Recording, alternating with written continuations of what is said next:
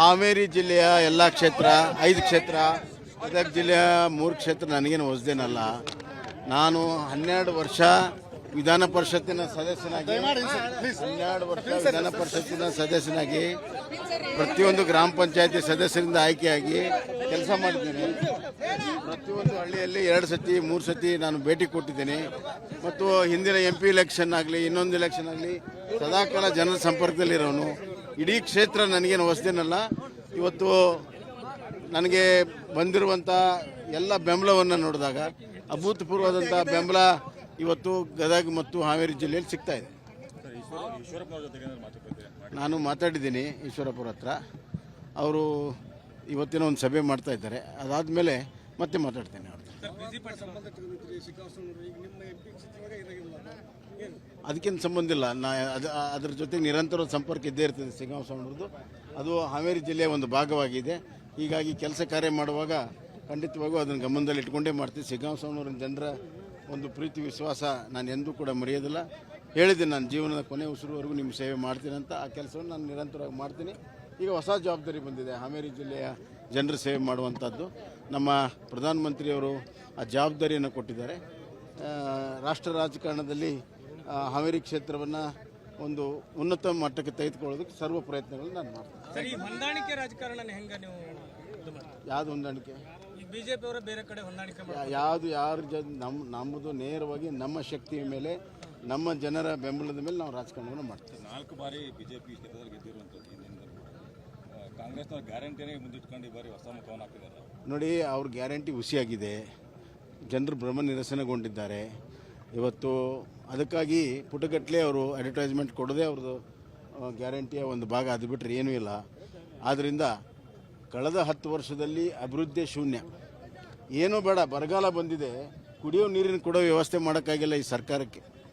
ಅಂಥ ಒಂದು ಕೇಡಿ ಪರಿಸ್ಥಿತಿ ಈ ಸರ್ಕಾರ ಜನರಿಗೆ ತಂದು ಒದಗಿಸಿದೆ. ಕುಡಿಯೋ ನೀರು ಕೊಡದಿರುವಂಥ ಒಂದು ಸರ್ಕಾರವನ್ನು ಖಂಡಿತವಾಗೂ ಜನ ರಿಜೆಕ್ಟ್ ಮಾಡ್ತಾರೆ. ಇನ್ನೊಂದು ಕಡೆ ನರೇಂದ್ರ ಮೋದಿಯವರ ಕಾರ್ಯಕ್ರಮ ನೇರವಾಗಿ ಜನರಿಗೆ ಮುಟ್ತಾ ಇದೆ. ಹೀಗಾಗಿ ಪ್ರೋ ಇನ್ಕಂಬನ್ಸಿ ನಮ್ಮ ಪರವಾಗಿದೆ, ಆ್ಯಂಟಿ ಇನ್ಕಂಬನ್ಸಿ ಕಾಂಗ್ರೆಸ್ ಪರವಾಗಿದೆ. ನಮ್ಮ ಜಯ ನಿಶ್ಚಿತ.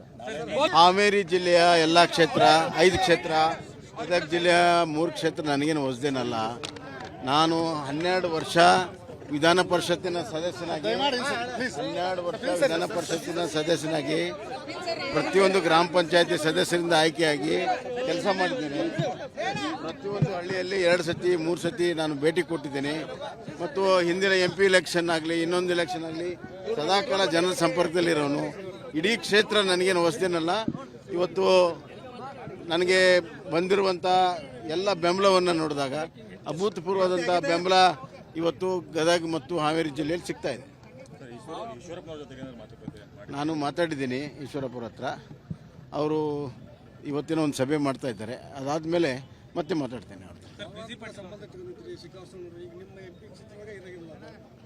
ಅದಕ್ಕೇನು ಸಂಬಂಧ ಇಲ್ಲ.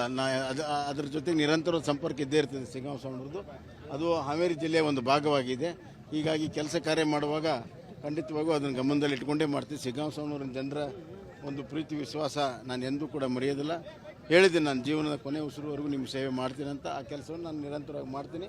ಈಗ ಹೊಸ ಜವಾಬ್ದಾರಿ ಬಂದಿದೆ, ಹಾವೇರಿ ಜಿಲ್ಲೆಯ ಜನರ ಸೇವೆ ಮಾಡುವಂಥದ್ದು. ನಮ್ಮ ಪ್ರಧಾನಮಂತ್ರಿಯವರು ಆ ಜವಾಬ್ದಾರಿಯನ್ನು ಕೊಟ್ಟಿದ್ದಾರೆ. ರಾಷ್ಟ್ರ ರಾಜಕಾರಣದಲ್ಲಿ ಹಾವೇರಿ ಕ್ಷೇತ್ರವನ್ನು ಒಂದು ಉನ್ನತ ಮಟ್ಟಕ್ಕೆ ತೆಗೆದುಕೊಳ್ಳೋದಕ್ಕೆ ಸರ್ವ ಪ್ರಯತ್ನಗಳನ್ನು ನಾನು ಮಾಡ್ತೀನಿ. ಹೊಂದಾಣಿಕೆ ರಾಜಕಾರಣ ಹೆಂಗೆ ನೀವು ಯಾವುದು ಹೊಂದಾಣಿಕೆ?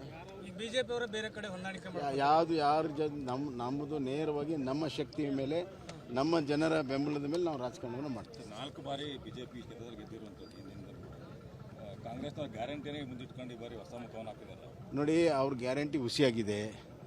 ಜನರು ಭ್ರಮ ನಿರಸನಗೊಂಡಿದ್ದಾರೆ ಇವತ್ತು. ಅದಕ್ಕಾಗಿ ಪುಟಗಟ್ಟಲೆ ಅವರು ಅಡ್ವರ್ಟೈಸ್ಮೆಂಟ್ ಕೊಡೋದೇ ಅವ್ರದ್ದು ಗ್ಯಾರಂಟಿಯ ಒಂದು ಭಾಗ. ಅದು ಬಿಟ್ಟರೆ ಏನೂ ಇಲ್ಲ.